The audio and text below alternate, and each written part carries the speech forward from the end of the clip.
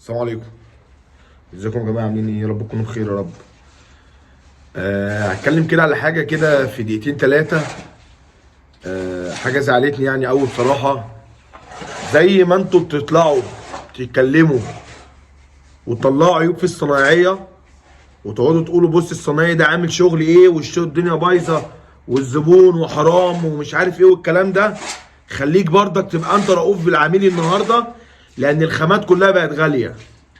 ما ينفعش شقه حمامين ومطبخ اكتب لعميل فيها 50 كوع لحم مفتوح 3/4 في كوع بحوالي 15 جنيه. دول ليه؟ اولا يا جماعه احنا شغالين سباكين، مش شغالين رسامين. احنا مش طالعين نرسم على الحيطان.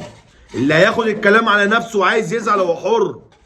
اللي عارف ان هو الكلام ده هيجرحه او هيجي عليه وعارف ان هو محمد شعراوي يقصده بالكلام، انا ما بقصدش حد، بس اللي بيعمل الكلام اللي انا هقوله ده وهياخد الكلام على نفسه وعايز يزعل مني هو حر.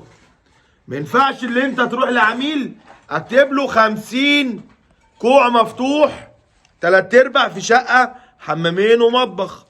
ما ينفعش بقى احنا نطلع على السوشيال ميديا ونقعد نعمل فيديوهات ونقول الشغل البايظ والخزانات الواطيه والخلطات اللي اتدفنت والمواسير اللي طلعت والمواسير اللي خربت، وانا جاي اكون بكلف انا عميل خامات ببلوه سودا عشان اطلع ارسم على الحيطان، وفي الاخر هيجي الراجل هيروح هيحط عليها سيراميك هيمحرها بعد ما حضرتك تمشي، او انت هتقفل عليها قبل ما تمشي. لا، احنا مش طالعين نرسم.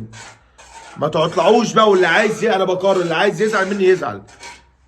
ولا انا بقى ولا انا على فكره هو مش واحد ولا اتنين ولا تلاته ولا اربعه لحد يكون فاكر ان انا بتكلم حد. لا، انا بتكلم في العام.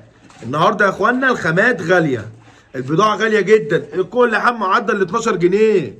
الكل لحام اللي كان ب 4 جنيه و5 جنيه. الكوع بالسن مش عارف ب 60، المحبس ب 350 جنيه. المحبس العادي كمان. يعني الدنيا غلت. يعني الشقه النهارده الحمام والمطبخ بتخش ب 15,000 جنيه بضاعه، اللي كنا بنجيبها ب 7,000 جنيه و6,000 جنيه. فيا جماعه حرام. لو انت حضرتك راجل بتطلع بتحب ترسم شغلك، ارسمه بطريقه تاخد خامات اقل. ملهاش لازمه الكلام ده كله. دي كده كده ميه ماشيه، ميه هتمشي في المواسير، مفيش حاجه هتوقف الميه. دي ميه ضغط ميه ماشي 3 4 5 بار زي ما يكون. لكن ان انت نكتب بضاعه وفيهم 50 كوع مفتوح ولا 60 كوع مفتوح ولا 40 كوع مفتوح ولا زي ما يكون، ده اللي ما ينفعش. بلاش يا جماعه. زي ما احنا ما بنطلع ونتكلم على الناس ونعيب في الصناعيه اللي هي لسه ما تعرفش حاجه، احنا بقى اللي نعرف حاجه نبقى قلبنا على قلب العميل. زي ما احنا ما بنطلع ونقول للعميل احنا قلبنا عليك، هاتنا نشتغل عندك عشان احنا قلبنا عليك، فهنعمل لك الحاجه صح. يبقى اعملها صح ووفر في البضاعه.